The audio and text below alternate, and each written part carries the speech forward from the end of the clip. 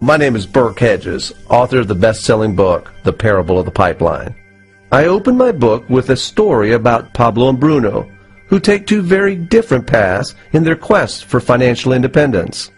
What you're about to see is the delightful animated story of their adventure. So, sit back, relax, and enjoy the life-changing lessons in The Parable of the Pipeline.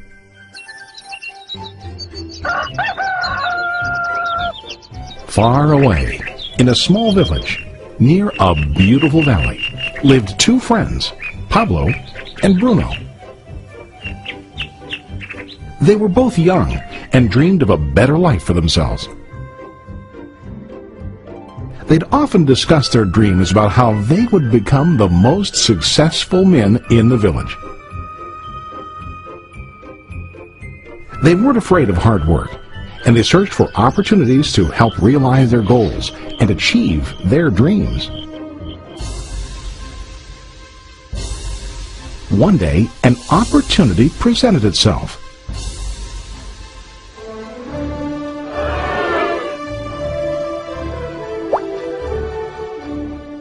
The mayor of the village decided to hire two people to bring water from a spring up on the mountain, across the valley, back down to the village. They were to be paid based on the amount of water delivered to the village. Bruno and Pablo enthusiastically got to work. Every day, from morning till evening, they carried buckets to and from the spring. They worked hard, carrying water to the village. In the evening, they'd return home with their day's wages.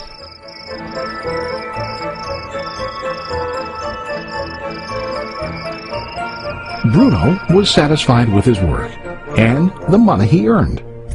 He was sure that with this work he could achieve his dreams. Bruno thought that to increase his wages he could use bigger buckets to bring more water each trip. He believed with a larger income he would soon be able to buy a cow and the house that he dreamed about.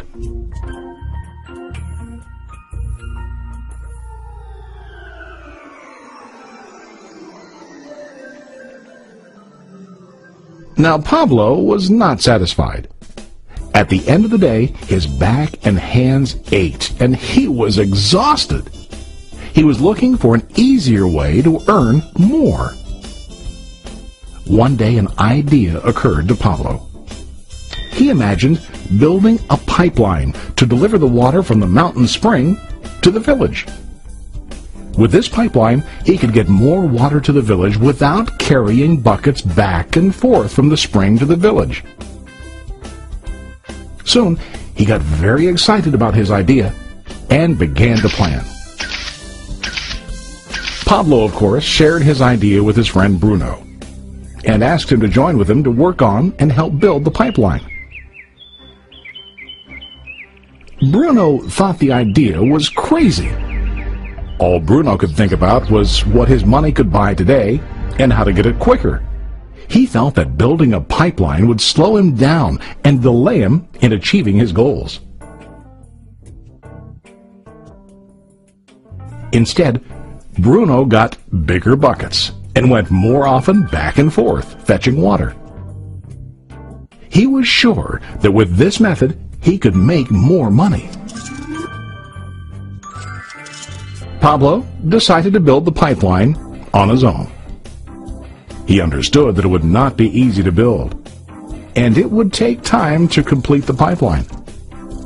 Pablo knew that it could take several years to finish, but he set his mind on his goal. Every day he worked and carried water like before. But on weekends and during his spare time, he worked hard to dig in the rocky soil and build his pipeline. In the first month, there was little to show for his work.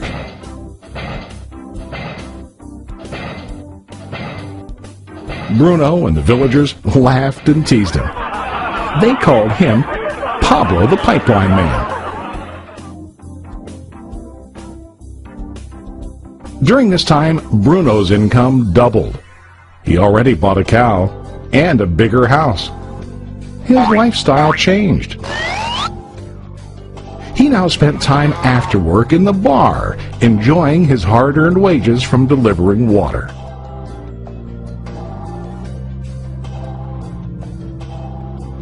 What Bruno didn't realize was that his body was starting to stoop from carrying heavy buckets every day.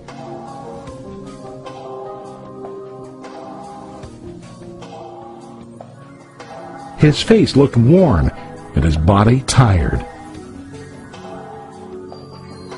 Soon, he began to carry less and less water due to the wear and tear on his body.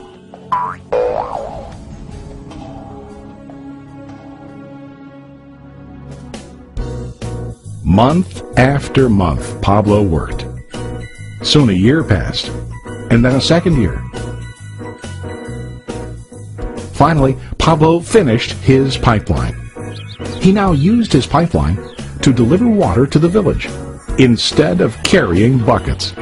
Pablo was now earning more money than ever before. The water continued flowing to the village, while Pablo wasn't working. While he slept and ate, the water flowed. Pablo was happy and proud of his insight, persistence, and hard work.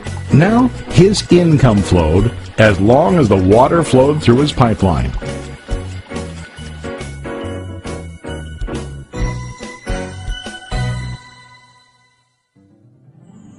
The story of Bruno and Pablo is a reflection of life.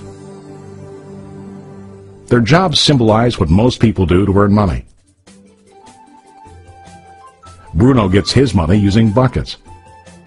He goes back and forth, carrying his buckets from the spring to the village in exchange for money.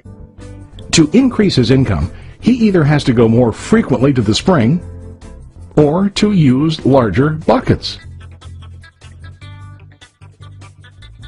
It's common in real life to increase our income by working harder.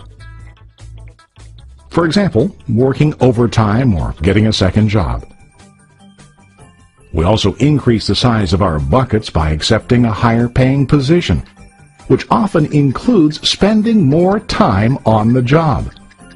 Most of us exchange time for money like Bruno. We know that every person has only 24 hours in the day and that it's not possible to use all our time to work.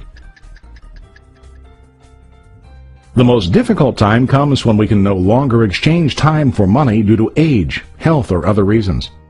Then, our income stops. Now let's review what Pablo did. Very wisely, Pablo did not exchange all of his time for a limited income, but he used some of his time to build a pipeline. He knew that the pipeline would bring ongoing income as long as the water flowed. An ongoing income that multiplied the time he worked each day.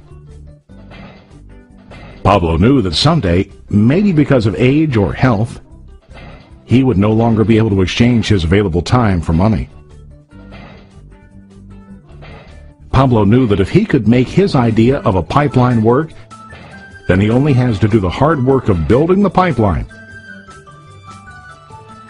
After the pipeline was completed, Pablo was able to monitor and maintain the flow of water to ensure that his income will continue. Pablo has shown us that to earn an income, we don't always have to directly exchange time for money. There really are better ways. How about you? Are you still like Bruno, who directly exchanges time for money? Or do you want to be like Pablo, building and maintaining a pipeline for ongoing income? If you are interested in the idea of building your own pipeline, contact the person who lent you this presentation. You can start building your pipeline today.